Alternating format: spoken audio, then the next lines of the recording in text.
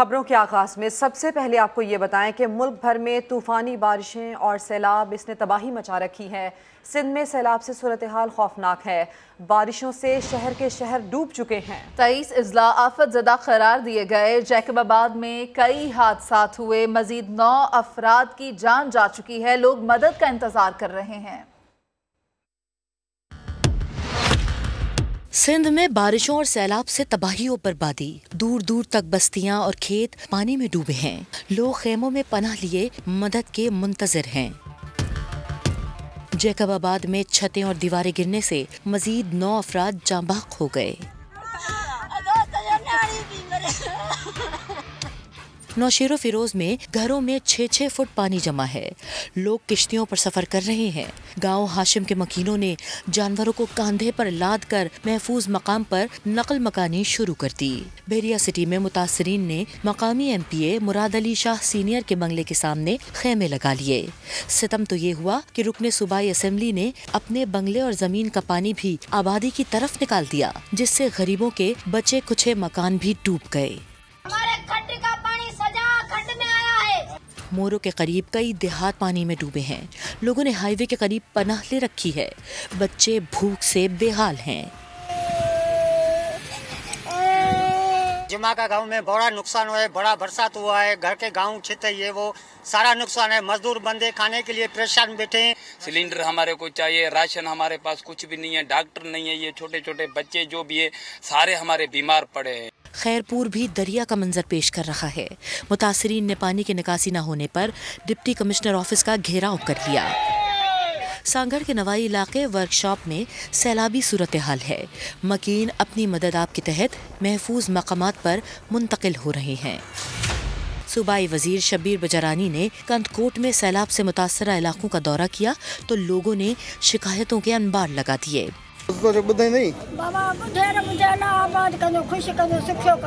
टंडो एलआईआर की ज़राए अराजी भी रेलों की जद में है। उधर कुड्डू बैराज के बाद सखर बैराज पर भी हाई फ्लड डिक्लेयर कर दिया गया है। तीनों बैराजों से निकलने वाली 15 कैनाल बंद हैं। नौशहरो फिरोज में मूसलाधार बारिश के बाद सैलाबी सूरत हाल है। लोग माल मवेशी के साथ घर छोड़कर महफूज मकाम पर मुंतकिल हो रहे हैं। कब्रिस्तान भी पानी में डूबे हुए हैं। सूरत हाल मजीद जानेंगे संजय साधवानी से। संजय बताइए। मैं इस वक्त नौशहरा फिरोज ज़िले के जो गांव है दीन मोहम्मद वहाँ पर मौजूद हूँ। यहाँ पर मेरा कैमरामैन जीशान आपको दिखाएगा। ये कब्रिस्तान है। ये कब्रिस्तान बारिश के पानी में डूब चुका है। कब्रें जो हैं वो डूब चुकी हैं। गोट जो हैं गोट डूब चुके हैं। दोनों जानिब आप देखेंगे तो पानी है। और ये आप देखें कितनी मुश्किल हाल है। अगर हमारा कैमरामैन को दरख्वास्त करूँगा मैं कि वो दिखाए कि यार वो किस मुश्किल हालत में जानवरों को बचाते हुए अपने घरों से नकल मकानी कर रहे हैं। पानी है 1 फीट 2 फीट 3 फीट पानी है। ये पूरी फैमिली यहाँ से नकल मकानी करके जा रही हैं। ये निशान आप दिखाएं, ये दीन मोहम्मद गोट है और इसके यहाँ से मकीन जो है नकल मकानी करके महफूज मकाम की तरफ जा रहे हैं। ये कहते हैं हुकूमत ने किसी किस्म की इमदाद नहीं की, किसी किस्म की मदद नहीं की। वो ये कर सकते हैं कम से कम पानी निकाल लें, लेकिन इंतजामिया यहाँ पर कहीं नज़र नहीं आ रही। ज़िले इंतजामिया हो, PDM हो, सिंध हुकूमत हो, वफाकी हुकूमत हो, कोई नज़र नहीं आ रहा। ये अपील कर रहे हैं कि पाक फ़ौज की कश्तियाँ यहाँ आएँ, नेवी की टीमें यहाँ आएँ और दीगर इदारे जो हैं वो यहाँ पर आएँ, कुछ मदद करें। इस हालात में यहाँ पर रहना इनके लिए नाकाबिल रहना होना सूरत हाल पैदा हो गई है। ये देखें वो पूरी जो गधा गाड़ी है लेकिन उसमें गधा नहीं है। लोग वो खुद खींचते हुए आ रहे हैं। ऊपर जानवर उन्होंने रखे हैं, टायर नज़र नहीं आ रहे, इतना पानी है। और जो नीचे बकरियाँ पकड़ते हुए आ रहे हैं, सामने जो वहाँ पर वो बकरियों के मुँह तक पानी आया हुआ है। ये रोड पर बकरियाँ आ चुकी हैं, ये फैमिली, तो इनको कुछ रेस्क्यू हुई है। ये बंदा जो है वो आपके सामने है जो अपने जानवर से प्यार करता है और अपने जानवर को जो है वो अपने सर पर बिठाकर जो है वो उन्हें रेस्क्यू किया है। कहाँ से आप आ रहे हैं? कितनी मुश्किल का सामना करना पड़ा है? आधी कलाक कितना आची भी हो मंगेगा। अच्छा, कितना जानवर है? तो 9 बचिया था भाई, बचिया 9 इसके पास जानवर थे। अल्लाह का शुक्र से 9 के 9 बच गए और उन्हें ये रेस्क्यू करके जो वो बाहर आया है। तो इस तरह ये पूरी फैमिलीज और लोग यहाँ पर आ रहे हैं जो काफ़ी परेशानी का शिकार हैं और हुकूमत से इमदाद की और मदद की अपील कर रहे हैं। जी सूरत हाल आप दिखा रहे थे संजय, आपका शुक्रिया। आगे बढ़ते हैं। इलेक्शन कमीशन ने सिंध में बारिश के बायस दूसरे मरहले के बल्दियाती इलेक्शन का इनेकाद नामुमकिन करार देकर 1 से 2 माह के लिए मुलतवी करने की सिफारिश कर दी। इलेक्शन कमिश्नर सिंध ने अपनी सिफारिशात पर मुश्तमिल खत चीफ इलेक्शन कमिश्नर को इरसाल कर दिया। खत में कहा गया है कि कुदरती आफात ने सिंध में निज़ाम ज़िंदगी दरहम बरहम कर दिया है। ऐसी सूरत हाल में बल्दियाती इलेक्शन का इनेकाद मुमकिन नहीं। बल्दियाती इलेक्शन का दूसरा मरहला 1 से 2 माह के लिए मुलतवी कर दिया जाए। कराची के ज़िला मलीर और करंगी के डिप्टी कमिश्नर्स भी बारिश के पेश नज़र दूसरे मरहले का बल्दियाती इलेक्शन मुश्किल करार दे चुके हैं। बलोचिस्तान में बारिशों से तबाही, एक बच्चा जाँ बहक हो गया है। सूबे में जाँ बहक अफराद की मजमूई तादाद 225 से तजावुज़ कर गई। PDMA के मुताबिक 26,500 घर तबाह हुए, 710 किलोमीटर कौमी शाहराहें और 18 राबता पुलों को भी नुकसान पहुँच चुका है। कोयटा में मुतासरीन ताहाल इमदाद के मुंतजर हैं। बलोचिस्तान के इलाके उथल में सैलाब से मुतासर होने वाले खानदान खैमों में जिंदगी गुजारने पर मजबूर हैं। सैलाब की तबाहाली ने लोगों की इमदाद करने वालों को भी इमदाद लेने वाला बना दिया है। उथल का जमींदार इस एक वक्त के खाने के लिए हुकूमती इमदाद का मुंतजर है। अहमद रहमान की रिपोर्ट देखिए।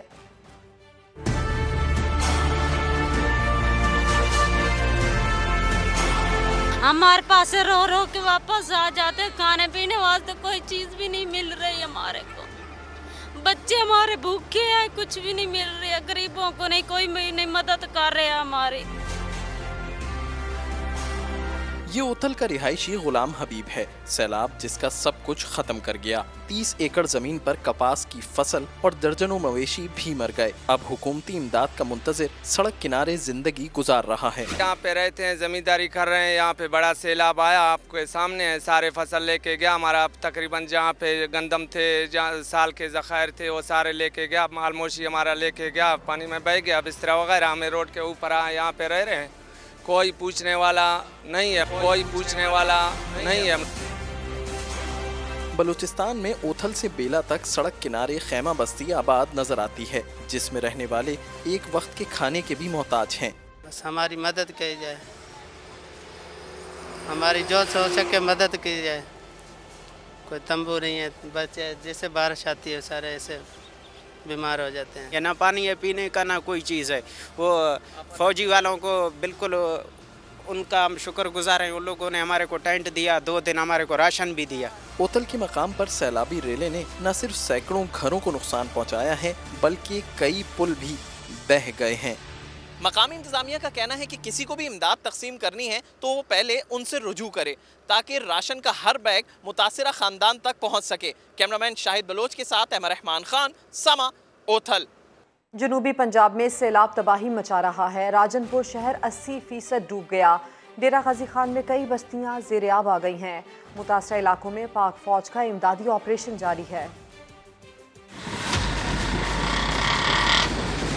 जनूबी पंजाब के बेशतर अजला में सैलाब से नुकसानात।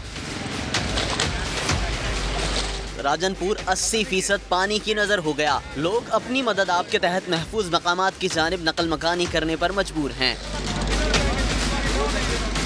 फाजिलपुर फूड सेंटर भी पानी की जद में आ गया। गंदम की 3.5 लाख बोरियां खराब हो गईं।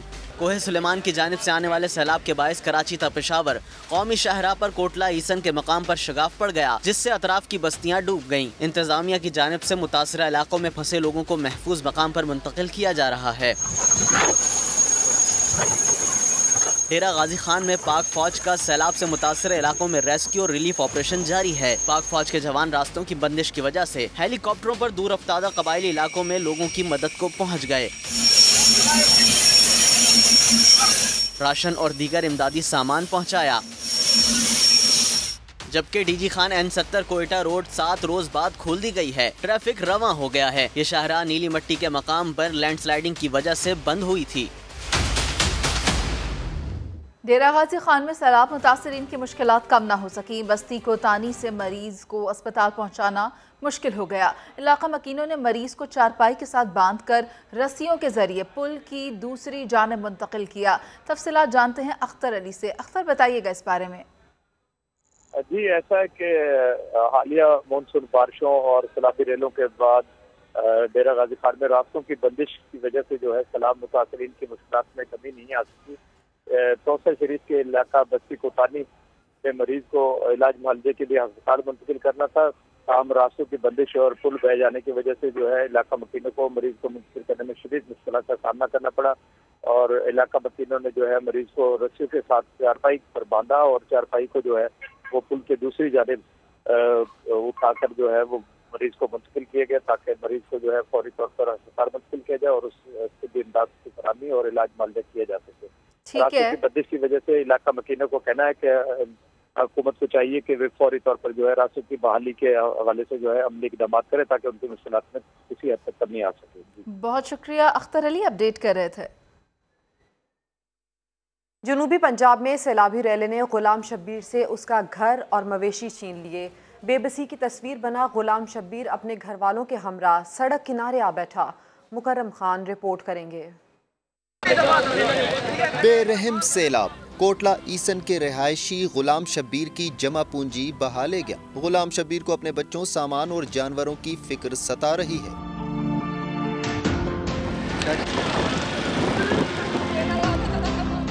मेरा गमी लौट गया, मेरी मड्डी लौट गई, मेरे पुत्र ना माल लौट गए, मैं क्या करा, बद्धा पानी आया। मैं गुलाम शब्बीर की बहन अपना घर और सामान फाजिलपुर में सैलाब की नजर करके भाई के घर आई, लेकिन यहाँ भी उसे कुदरती आफत ने आ लिया।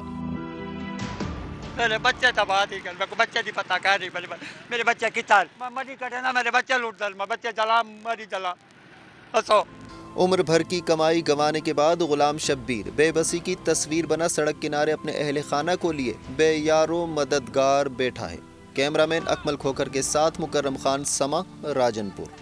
और यहाँ आपको खबर दें, साबिक chairman joint chief of staff committee general retired Rahimuddin की नमाज जनाजा अयूब स्टेडियम लाहौर गैरिजन में अदा कर दी गई। नमाज जनाजा में chief of general staff lieutenant general Azhar Abbas, को commander Lahore lieutenant general Mohammad Abdul Aziz समेत फौजी अफसरान, जवानों समेत सिविल सोसाइटी की कसीर तादाद ने शिरकत की। इसी बारे बात करेंगे उमर याकूब, हमारे नुमाइंदे हमारे साथ मौजूद हैं। उमर, बताइएगा। अभी बिल्कुल साबिक chairman joint chief of staff committee general Rahimuddin की नमाज जनाजा लाहौर के अयूब स्टेडियम में अदा कर दी गई है। नमाज जनाजा में अस्करी व जो सियासी शख्सियात की बड़ी तादाद मौजूद थी, जिन्होंने इस नमाज जनाजा में शिरकत की और मरहूम के लिए साले सवाब के लिए दुआ की। अब उनकी जो तदफीन का मरहला जारी है। कैवलरी ग्राउंड जो कब्रिस्तान है वहाँ पर उनकी तदफीन की जाएगी और मुकम्मल फौजी एजाज के साथ उनकी तदफीन की जाएगी। ये साबिक chairman joint chief of staff committee, इसके अलावा साबिक गवर्नर सिंध और साबिक गवर्नर बलोचिस्तान भी रह चुके हैं और गुज़िश्ता रात इनकी तबीयत खराब होने के बाद जब उनको हॉस्पिटल शिफ्ट किया जा रहा था तो ये वहाँ पर जान बात हो गए थे, दम जिसके बाद अब उनकी नमाज जनाजा अदा कर दी गई। बहुत शुक्रिया आपका उमर, अपडेट कर रहे थे।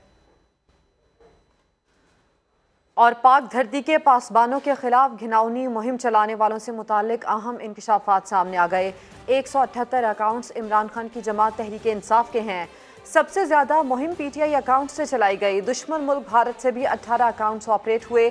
समा इन्वेस्टिगेशन यूनिट के मुताबिक सोशल मीडिया एक्टिविस्ट और सरगना का पता लगा लिया गया। FIA ने मुख्तलिफ शहरों में कार्रवाई करते हुए 1 दर्जन से ज्यादा किंग ट्रोल्स को गिरफ्तार भी कर लिया। मेरे से बहुत बड़ी गलती हुई। गलती 1 से होती, 2 से हो जाती, लेकिन नहीं। तहरीक इंसाफ के 178 अकाउंट से मुल्क दुश्मनी की गई। लसबेला हेलीकॉप्टर हादसे के बाद पाक फौज के खिलाफ सोशल मीडिया पर चलाई जाने वाली घिनौनी मुहिम से मुतालिक इंक्वायरी रिपोर्ट में तहलका खेज इंकशाफात सामने आ गए। मैं इसके लिए माजरत ख्वाह हूँ और बार बार माफी का तलबगार हूँ। सबसे ज्यादा मुहिम चलाने वालों का ताल्लुक भी पीटीआई के अकाउंट से है। मजमूई तौर पर 580 अकाउंट्स के जरिए 2350 पोस्टें की गयी। यही नहीं, पाक फौज के खिलाफ नापाक मुहिम में 18 भारतीय अकाउंट्स भी शामिल हैं। रिपोर्ट में सिफारिश की गई है कि पैका एक्ट और ताज़ीरात पाकिस्तान के तहत मुल्क दुश्मन मुहिम साजों के खिलाफ मुकदमे दर्ज किए जाएं। मुलव्विज़ अफराद से तफ्तीश के बाद हैंडलर्स और मास्टरमाइंड तक पहुंचा जाए। दूसरी जानिब FIA को बड़ी कामयाबी मिली, जहां लाहौर, कराची, इस्लामाबाद, फैसलाबाद, गुजरांवाला और डेरा इस्माइल खान से 13 किंग ट्रोलर्स को गिरफ्तार कर लिया गया। समा इन्वेस्टिगेशन यूनिट के मुताबिक नापाक मुहिम में मुलव्विस 2 रिटायर्ड मेजर्स की गिरफ्तारी के लिए वजारत दाखिला की इजाजत का इंतजार है। बहुत बड़ी गलती हुई। इस्लामाबाद हाई कोर्ट ने एडिशनल सेशन जज के खिलाफ नाजेबा बयान पर इमरान खान को तौहीन अदालत का शो कॉज नोटिस जारी कर दिया। चेयरमैन PTI 31 अगस्त को जाती हैसियत में तलब। F9 पार्क में जलसे से खिताब का वीडियो रिकॉर्ड भी मंगवा लिया। इस्लामाबाद से सुहेल रशीद की रिपोर्ट। इमरान खान को खातून जज के खिलाफ धमकी आमेज बयान महंगा पड़ गया। इस्लामाबाद हाई कोर्ट ने साबिक वजीर आजम के खिलाफ तौहीन अदालत की कार्रवाई का आगाज कर दिया। रजिस्ट्रार हाई कोर्ट के नोट पर शुरू की गई कार्रवाई के आगाज पर 3 रुकनी बेंच के सरबराह जस्टिस मोहसिन अख्तर कियानी ने कहा, सारी अदलिया को बदनाम करने वाले रिमार्क्स दिए गए। ये माहौल पैदा किया गया तो कोई काम हो ही नहीं सकेगा और हर कोई उठ कर मारेगा। एक खातून जज से मुतालिक रिमार्क्स दिए गए। वो कई केसेस सुन रही हैं। क्या जो भी खिलाफ फैसला देगा उसके खिलाफ तकरीरें की जाएंगी? अवाम को इस तरफ ले जा रहे हैं कि वो अपना इंसाफ खुद शुरू करे। अदालत ने इस्तफसार किया कि पहले नोटिस देकर इमरान खान को सुना जाए या बराह रास्त शोकाज नोटिस दें। एडवोकेट जनरल जहांगीर जदून ने कहा, बादी नजर में ये सीधा शोकाज नोटिस का केस बनता है। अदालत ने इस राय से इत्तफाक करते हुए इमरान खान को तौहीन अदालत का शोकाज नोटिस जारी कर दिया और 31 अगस्त को खुद हाजिर होने का हुक्म सुनाया। PTI चेयरमैन की 20 अगस्त को F9 पार्क जलसे में तकरीर का वीडियो रिकॉर्ड भी तलब कर लिया। केस की आइंदा समाअत के लिए 3 रुकनी से बड़ा बेंच बनाने के लिए फाइल चीफ जस्टिस को भिजवा दी गयी। कैमरा और रिपोर्टिंग टीम के साथ सुहेल रशीद, समा, इस्लामाबाद। और अब आपको बराह रास्त लिए चलते हैं। वज़ीर आज़म पाकिस्तान इस वक्त खुसूसी गुफ्तगू कर रहे हैं। ज़हन में एक तो पाकिस्तान को जो कि पिछली हुकूमत की बदतरीन परफॉर्मेंस की बिना पर और माशी पॉलिसियों की बदतरीन सूरत हाल की बिना पर दिवालिया तक मुल्क पहुंच चुका था। अल्लाह ताला के फजलो करम से आज इत्तेहादी हुकूमत की काविशों से और खलूस और मेहनत से ये ख़तरा अल्हम्दुलिल्लाह टल चुका है। दूसरा, माजी की हुकूमत की उन्हीं ख़राब पॉलिसियों की बिना पर जो महंगाई का तूफ़ान जो पाकिस्तान को अपने लपेट में ले चुका था और दुनिया में भी आज यही हालत है। महंगाई को कम करने के लिए हमारी अभी भी कोशिश, दिन रात कोशिश जारी है। गो कि इसमें हम अभी तक खातर खा कामयाबी हासिल नहीं कर सके, लेकिन इंशाअल्लाह हमारी दिन रात कोशिश है कि मिलकर हम इंशाअल्लाह इस जिन को भी बोतल में बंद करें। मुझे पूरा यकीन है कि अल्लाह ताला के फजल करम से हमें आइंदा आने वाले वक्तों में इसमें कामयाबी हासिल होगी। आज 2 मामलात पर मैं आपसे गुफ्तगू करना चाहता था। एक तो ये कि जो अभी हालिया बजट में ताजरों के हवाले से जो फिक्स टैक्स लगाया गया, वो जो हमारी बजट से पहले जो डिस्कशन थी, गुफ्तगू थी, उसके स्पिरिट के ख़िलाफ़ ये टैक्स लगाया गया और इसके नतीजे में छोटे ताजर भी, उनको भी बेपनाह एक इजाफी टैक्स का सामना करना पड़ा, जो कि ना इस हुकूमत की मंशा थी और ना ही ये हदायत थी। मैंने इसके बारे में एक कमेटी कायम कर दी है जो इसकी तह तक पहुंचकर जो ज़िम्मेदारान हैं उनके ऊपर ज़िम्मेदारी फ़िक्स करेगी, मगर उसमें अभी कुछ वक्त लगेगा। जैसा कि आप जानते हैं कि ताजरों से 3,000, 6,000, 10,000 का टैक्स, फिक्स टैक्स ख़त्म किया जा चुका है और बाकायदा नोटिफिकेशन जारी हो चुका है। इसके ऊपर 42 अरब रुपए की एक गैप आएगा। इंशाअल्लाह हम उस गैप को दूसरी मदद से पूरा करेंगे, लेकिन छोटे ताजरों को हम किसी तौर पर भी इस मुश्किल में नहीं डाल सकते थे, मकसद ये था कि एक फ़िक्स टैक्स 3,000 रुपये का अपना कर दिया जाए ताकि इनकम टैक्स के महकमों की जो चीरा दस्तियाँ हैं उनसे ताजरों को बचाया जा सके। लेकिन यहाँ पर उल्टी गंगा बह गई। बहरहाल हमने इसको कंट्रोल कर लिया है और ताजरों को इस मामले पे कतन परेशान होने की ज़रूरत नहीं। दूसरा मामला ये है फ्यूल एडजस्टमेंट चार्ज का। दूसरे मानों में इसका मतलब ये होता है कि जब आप तेल बाहर से मंगवाते हैं तो अगर वो तेल महंगा है तो फिर अगले माह में बिलों में वो FAC एडजस्ट कर दी जाती है। अगर तेल सस्ता हो जाए तो उसी तरीके से FAC में यानी फ्यूल एडजस्टमेंट चार्ज में कमी आ जाती है। चूँकि आलमी मंडियों में तेल की कीमतें आसमान से बातें कर रही थी, लिहाजा FAC जुलाई के महीने में और अगस्त के महीने में उसमें ख़ासा इजाफा हुआ जो कि आम आदमी के लिए नाकाबिले बर्दाश्त था। यकीनन इससे पाकिस्तान के जो सार्फिन हैं, करोड़ों सार्फिन, उनको तकलीफ़ पहुंची और उनके ऊपर बहुत बोझ पड़ा। इसको भी मैंने फौरी नोटिस लिया। कायद मियां नवाज शरीफ के हुक्म पर और कोलिशन के हमारे जो साथी हैं उन सब की ख्वाहिश पर हमने इसको रिव्यू किया और आज मैं यहाँ पर ऐलान कर रहा हूँ, कल भी इसके ऊपर वर्किंग होती रही, परसों भी, पिछले 4-5 दिन से मैं दिन रात अपने साथियों के साथ इसके ऊपर हम वर्किंग कर रहे थे और मियां नवाज शरीफ साहब की मुझे क्लियर हदायत थी कि ये किसी तौर पर भी काबिल कबूल नहीं।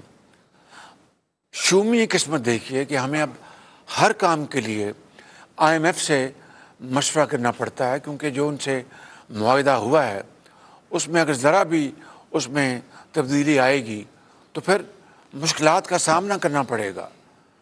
लिहाजा हमने IMF से पिछले 2 दिनों में भरपूर मुशावरत की है और उसके नतीजे में अल्हम्दुलिल्लाह जो पाकिस्तान के 3 करोड़ सार्फिन हैं उनमें से 1,70,00,000 सार्फिन को अब ये इजाफी जो फ्यूल एडजस्टमेंट चार्ज जो है नहीं देना पड़ेगा और वो अल्हम्दुलिल्लाह आराम से वो रात को सोएं। उनको अब ये इजाफी जो बेपनाह जो एक बोझ था 1,70,00,000 सार्फिन से ख़त्म हो गया है और बाकी जो 1,30,00,000 सार्फिन हैं उनमें जो बड़े खाते पीते जो कारोबारी लोग हैं या दूसरे हजरात हैं उनके लिए, लेकिन वो भी हम उसका भरपूर जायज़ा ले रहे हैं।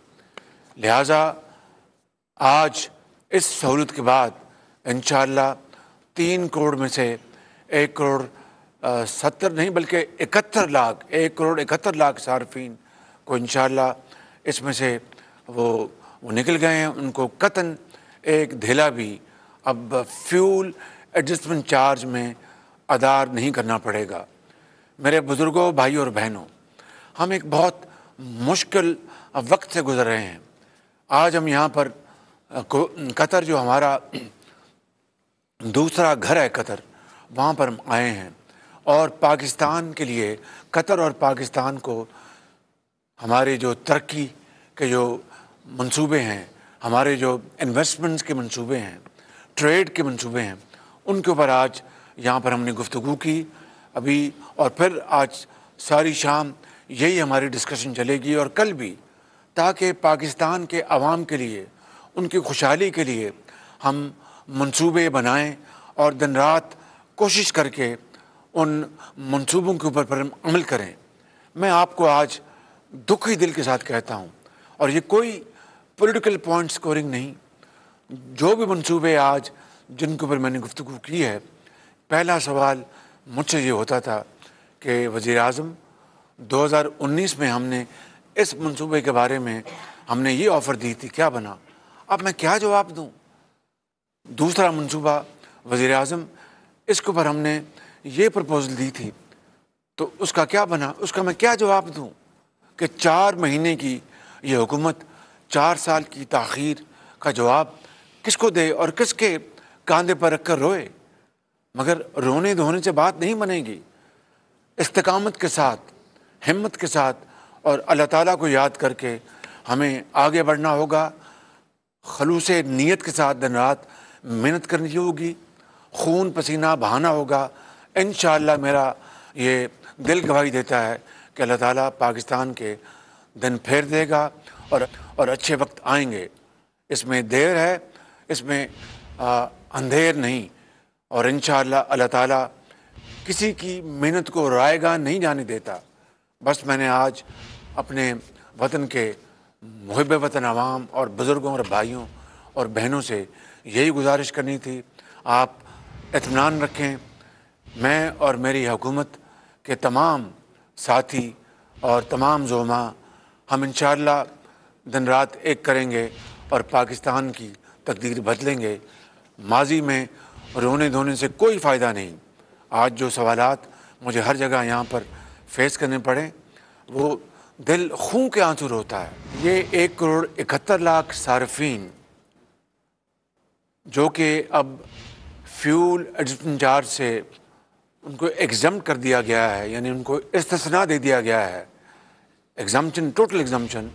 उसके बारे में खुर्रम दस्तगीर खान साहब कल एक प्रेस कॉन्फ्रेंस करेंगे और मैकेनिज़्म बता देंगे कि वो क्या मैकेनिज़्म है जिसके ज़रिए वो सार्फिन उनको अब ये जो इजाफ़ी रकम जो है वो नहीं देनी पड़ेगी।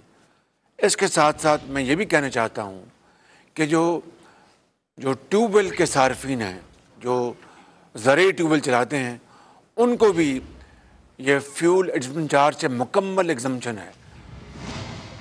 3 लाख ट्यूबवेल्स हैं, उनको भी मुकम्मल एग्जम्पशन है, उनको भी FAC की मद में कोई रकम नहीं देनी पड़ेगी। इंशाअल्लाह मुझे उम्मीद है कि इन इक़दामात से आवाम में तसल्ली आएगी, उनको सुकून हासिल होगा, उनको एहसास होगा कि उनकी हुकूमत पूरी तरह तनदेही से उनके हालात बेहतर करने के लिए काविशें कर रही है। पाकिस्तान पाइंदाबाद। वज़ीर आज़म पाकिस्तान शहबाज शरीफ कतर पहुँचने पर गुफ्तगू कर रहे थे। उन्होंने कहा कि इत्तेहादी हुकूमत की काविशों से हम दिवालिया होने से बच गए। ताजिरों को परेशान होने की ज़रूरत नहीं है, ताजिरों पर फिक्स टैक्स ख़त्म किया जा चुका है। साबिक वज़ीर आला खैबर पख्तूनख्वा परवेज़ खटक के 2 हेलीकॉप्टर्स खजाने पर कितने भारी, चेयरमैन नैब ने केस की तफसीलात पब्लिक अकाउंट्स कमेटी में पेश कर दी हैं। बात करेंगे शकील अहमद से। शकील अहमद, आगाह कीजिए। देखिए, 2010 में जब अवामी नेशनल पार्टी की हुकूमत थी, खैबर पख्तूनख्वा में 2 हेलीकॉप्टर खरीदे गए थे, M171 समेत वज़ीर आला और गवर्नर पख्तूनख्वा के लिए। लेकिन उसके बाद जब ये इंतजामी कंट्रोल वज़ीर आला परवेज़ खटक के हाथ में आया तो 2014 से 2018 के दौरान ये हेलीकॉप्टर 1800 अफराद ने इस्तेमाल किए। इमरान खान समेत जो कि साबिक वज़ीर आज़म हैं, 166 घंटे हेलीकॉप्टर इमरान खान ने इस्तेमाल किए। 7 करोड़ रुपये नुकसान हुआ। मजमूई तौर पर कौमी खजाने को 34 करोड़ 70 लाख रुपए का नुकसान हुआ और 1800 अफराद से रिकवरी नहीं की गई।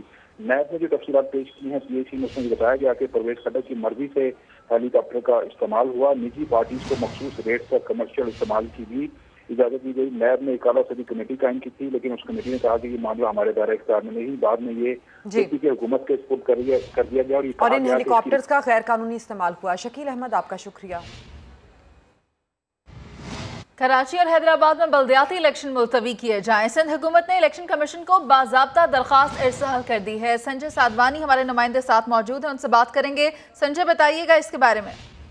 वज़ीर सिंध की हिदायत पर SNGD डिपार्टमेंट ने इलेक्शन कमीशन को एक खत लिखा है जिसमें यह दरख्वास्त की गई है कि सिंध में दूसरे मरहले के जो बल्दियाती इंतखाबात हैं उन्हें मुलतवी किया जाए।